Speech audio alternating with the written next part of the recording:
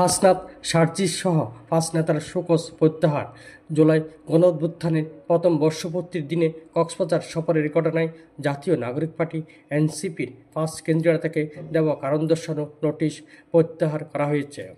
শনিবার 16 আগস্ট দলটির যুগ্ম সদস্য সচিব দপ্তর সালেউদ্দিন সিফাত স্বাক্ষরিত এক সংবাদ বিজ্ঞপ্তিতে এই তথ্য জানানো হয়েছে।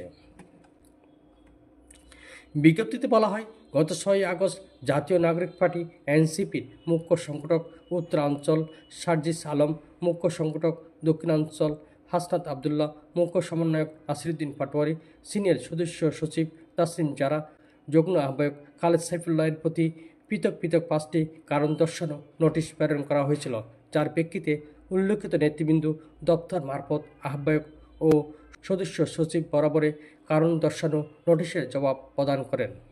শোকজের জবাব বিশ্লেষণে উপরোক্ত ঘটনায় দলীয় শৃঙ্খলার ব্যত্যয় না ঘটায় আহ্বায়ক মোহাম্মদ নাহিদুল ইসলাম এবং সদস্য সচিব আক্তার হোসেনের নির্দেশক্রমে উল্লেখিত শোকজ নোটিশসমূহ প্রত্যাহার করা হয়েছে এবং বিষয়টি চূড়ান্ত নিষ্পত্তি হয়েছে। উল্লেখ্য, গত 5 আগস্ট এনসিপির 5 নেতার কক্সবাজার সফর নিয়ে আলোচনা ও বিতর্কের সৃষ্টি হয়। পরে নেতাদের শোকজ নোটিশ দেয় দল।